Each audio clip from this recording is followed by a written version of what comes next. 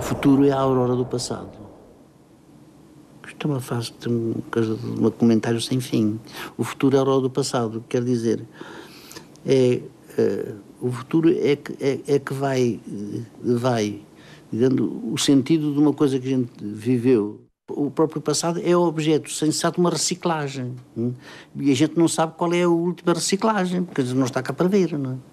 Mas os últimos a lerem, não é? Se houver os últimos a ler, são os que dão o sentido a tudo o que se passou.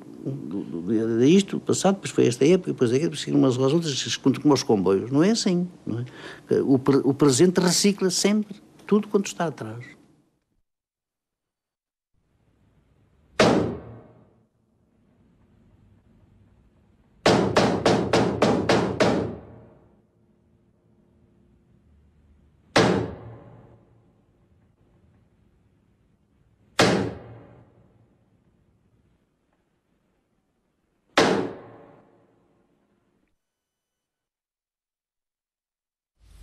Quando chegamos a 1915 e se publica o Orfeu, António Ferro tinha então ainda só 19 anos,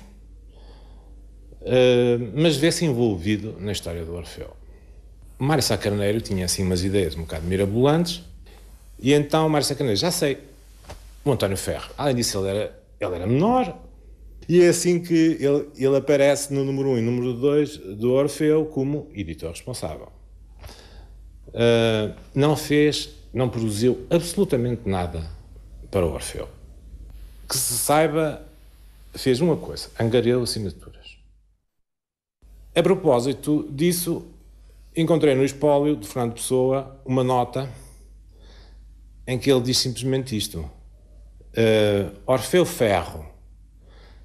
O riso impossibilita-me de falar e, portanto, de protestar.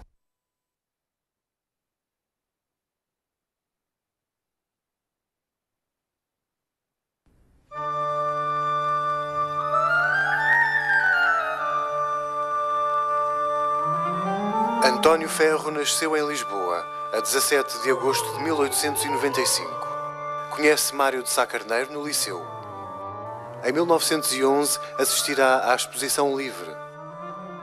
Ao longo dos anos 10, aos salões dos humoristas e modernistas. Com 17 anos, em 1912, publica o seu primeiro livro, Missal de Trovas, juntamente com Augusto Cunha. Essa edição, da autor, tem já algumas opiniões de outros poetas portugueses. João de Barros, Fernando Pessoa, Mário de Sá Carneiro, Afonso Lopes Vieira, João Lúcio, Júlio Dantas, Alberto Osório de Castro, Augusto Gil. 3 anos antes do Orfeu, António Ferro já se relacionava com os futuros modernistas. E por vezes, e isso é muito interessante, como que encarna vários personagens. Num daqueles aforismos da sua teoria de indiferença, ele define-se: eu sou um amplo guarda-fato de almas e todos os dias visto uma. E as pessoas esquecem-se que ele se definiu. Portanto, aquela ideia que nós temos de coerência, que é o ser igual a si e cada mês ser mais igual a si, não era, efetivamente, a visão que o Ferro tinha, nem dele próprio, nem a visão que ele tinha da coerência. Porque, possivelmente, digamos, no registro da coerência, cabem muitas incoerências que são comuns ao desenvolvimento da pessoa.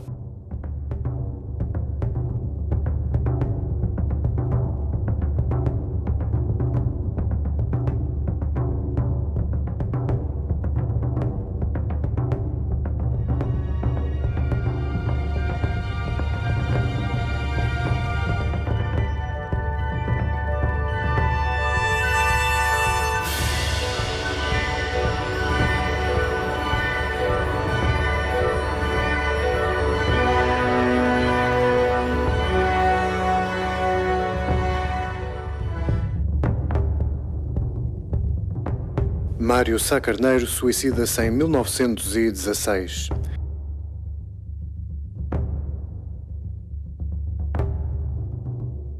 Em 1917 será a matiné futurista no Teatro República, hoje Teatro São Luís, e o lançamento do Portugal Futurista. Isto enquanto Amadeu faz orgulhosamente, solitariamente, as suas exposições no Porto e em Lisboa.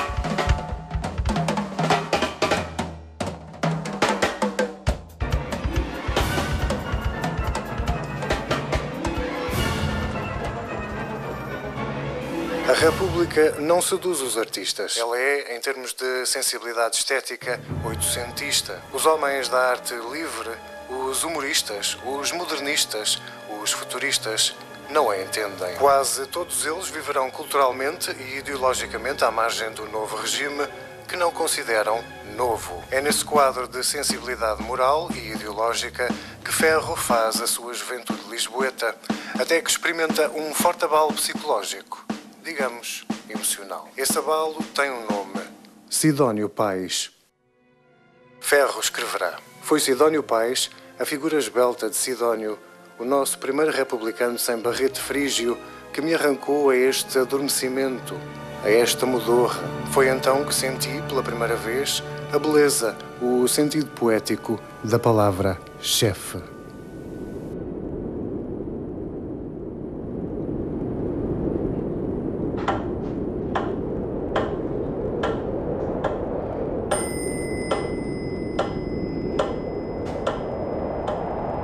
O senhor era um homem afame, o que dá uma certa liberdade que o senhor sabe, coitadinho, não tinha, não é? E era um homem com ideias, um pouco mítico, não é? O Presidente Reis foi o Fernando Pessoa, não é? E a primeira fidelidade dele, de resto, ele declara quando viu chegar numa viagem ao Porto a figura esbelta e tal, a necessidade, ou a necessidade, digamos, a necessidade psicológica, intelectual e moral no grande sentido da palavra, que ele tinha de se ligar a uma figura mítica, a um ditador, matar o Sidónio. E depois o futuro foi um homem que não se parecia nada com o Sidónio, nem com ele, e que era o Salazar.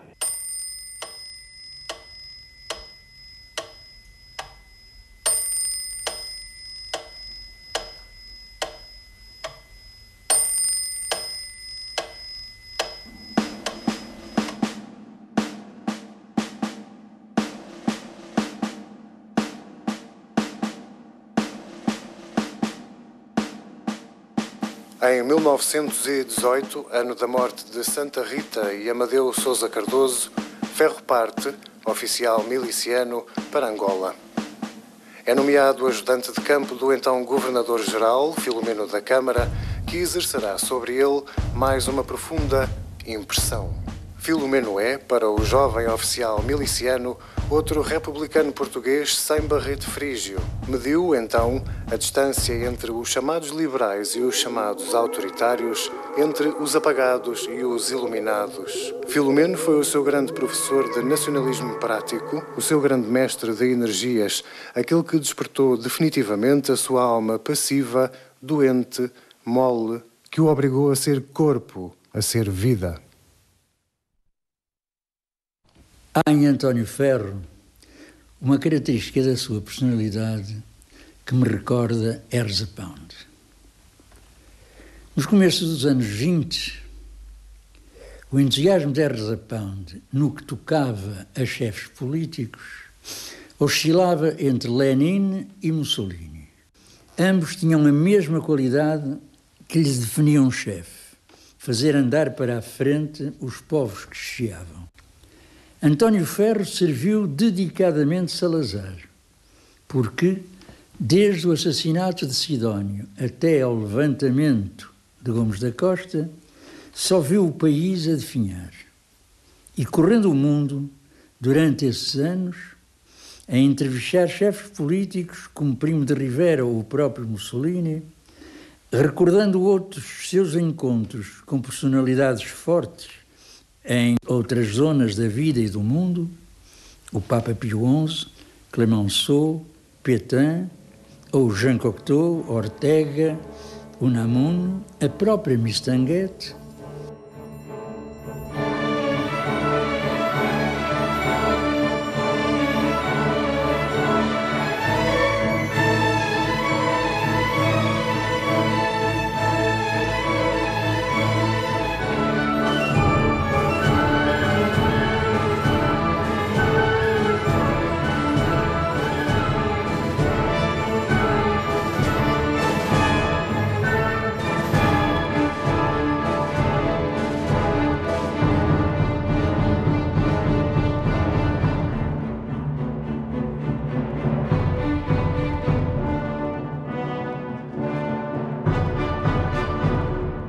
O Pessoa tinha sim, em muito bom conceito, o trabalho de repórter do Ferro, em que o Ferro foi de facto moderno. O Ferro foi moderno, a meu ver, como repórter, entrevistador de celebridades. Conseguiu realmente vários furos jornalísticos, num país onde isso não era nada hábito, ir-se a Paris ou a Roma ou a Munique. Entrevistar ditadores, entrevistar industriais, grandes escritores. De facto, ele era um aventureiro e mesmo não conseguindo grande sumo nas entrevistas, ele conseguia interessar. De facto, ele tinha uma noção da reportagem que era de facto moderna. Tinha também um conceito moderno de propaganda. Tinha também um conceito moderno de marketing político. Aí, nessas coisas, ele era de facto moderno. Em literatura, não creio. Não creio.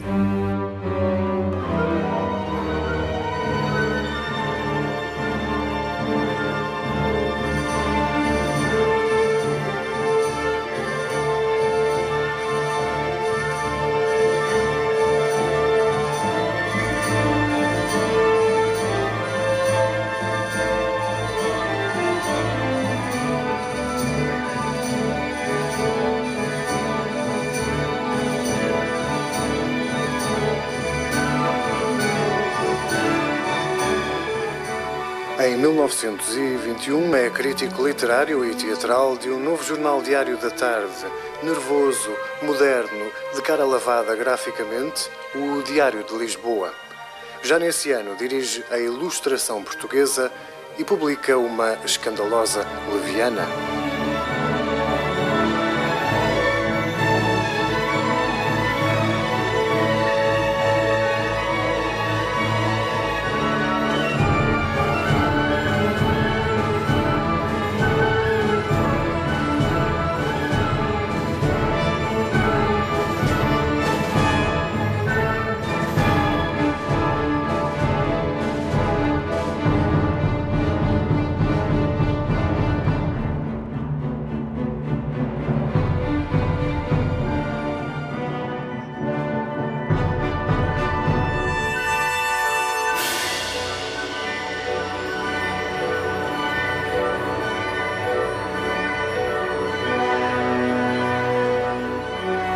Em 1922, Ai-lo no Brasil.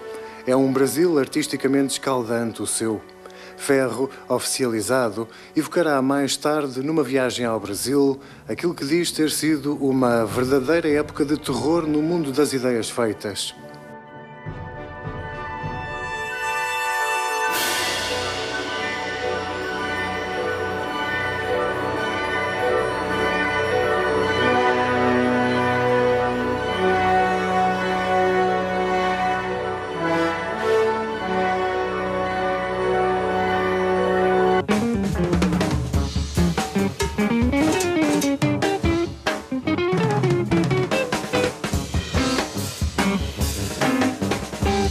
O jazz surge em Portugal na Primeira República. É até um facto curioso, porque é inesperado, mas faz todo o sentido, porque o jazz é uma música que fala de liberdade. O jazz é uma música que fala da aspiração de um povo, de uma raça, à igualdade numa sociedade americana completamente segregacionista. Faz todo o sentido que o jazz chega a Portugal simbolicamente, sincronamente, quando o país está a abrir, a transitar de um regime monárquico para um regime republicano, em que os valores de liberdade, de igualdade, em que se estão a suprimir as diferenças sociais, as hierarquias sociais, faz todo o sentido.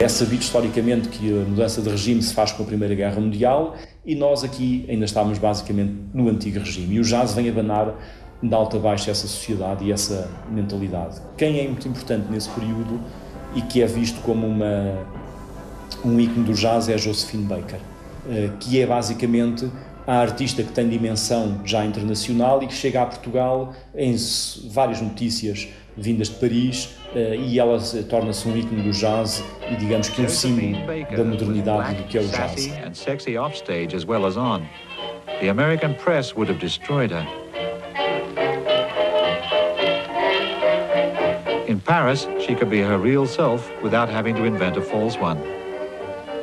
Atento a isso, a todo este fenómeno, está um homem chamado António Ferro. E o António Ferro, que na época, nos anos 20, era um homem ligado ao modernismo, ao grupo do Orfeu, é um homem que vai ao Brasil fazer uma série de conferências nos anos 20, intituladas A Idade do Jazz Band. E publica mais tarde um livro, exatamente A Idade do Jazz Band, que tem muito pouco a ver com o jazz. A única coisa é que o jazz fica ligado a uma nova dinâmica social, económica, política, a uma aceleração da vida. O Scott Fitzgerald escreveu sobre isso e chamou exatamente de Jazz Age, e o António Ferro vai exatamente apropriar-se desse título para escrever e fazer essas conferências. E o que ele está basicamente a refletir nisso é a mudança da sociedade, a aceleração, a produção em massa, a urbanização, os fenómenos de concentração demográfica nas cidades, o advento do automóvel, do transporte aéreo, portanto uma mudança, uma transição de regime. O jazz é o símbolo disso, na cultura e sobretudo na parte musical, o jazz é o símbolo disso. António Ferro, que escreve de vez em quando para os jornais portugueses sobre algumas aventuras jazzísticas dele, nomeadamente, por exemplo, quando em 1928, salvo erro, vai aos Estados Unidos, está em New Harlem, que é um berço do jazz, onde nós sabemos, onde era o bairro dos músicos, dos negros, e onde obviamente o jazz despontou, e ele vai a um clube, penso que é o Small's Paradise, exatamente, e ele escreve para o Diário de Notícias Ilustrado, a dizer: estou no Harlem, no Small's Paradise, e descreve o que está a acontecer, que é uma cantora de blues, que ele diz, uma cantora grande, com uma grande voz, e que, obviamente, pela investigação que eu fiz daquela época, seria a Bessie Smith. E, portanto, ele é talvez o primeiro homem português, o primeiro jornalista, homem de letras, a trazer para Portugal esta informação do que é que está a acontecer nos Estados Unidos. Depois, mais tarde, no Estado Novo, a posição dele relativamente ao jazz é diferente, porque ele aí está numa posição de defender os valores do Estado Novo, o nacionalismo, a cultura popular, e, portanto, o jazz na emissora nacional acaba por ser relegado para terceiríssimo plano. Mas nesta fase, o António Ferro é um homem que percebe as mudanças sociais e liga-as ao fenómeno do jazz.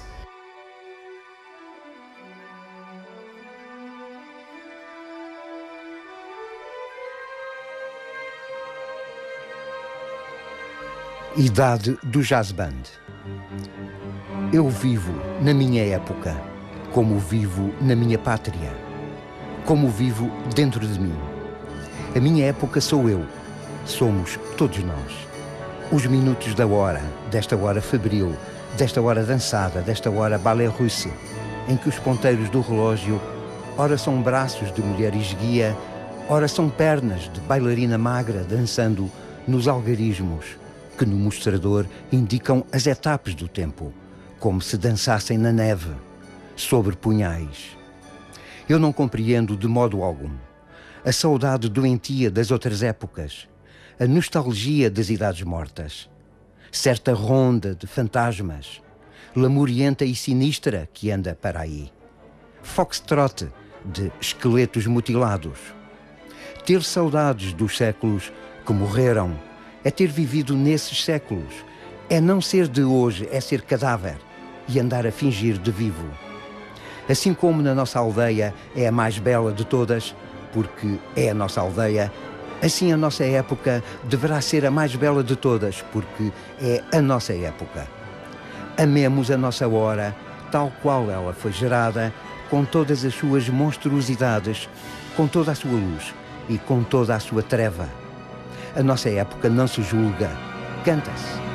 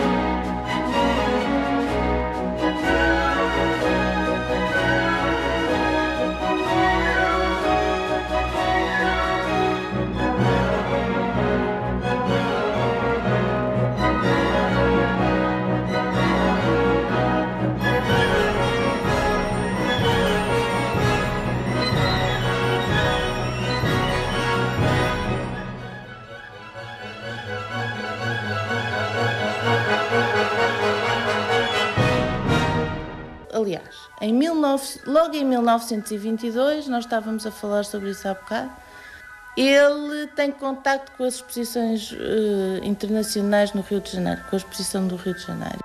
E logo aí ele fica fascinado com a participação do México, onde havia um pavilhão, ele diz um pavilhão azteca, onde precisamente os muralistas usavam os elementos da estética folclórica para fazer o moderno.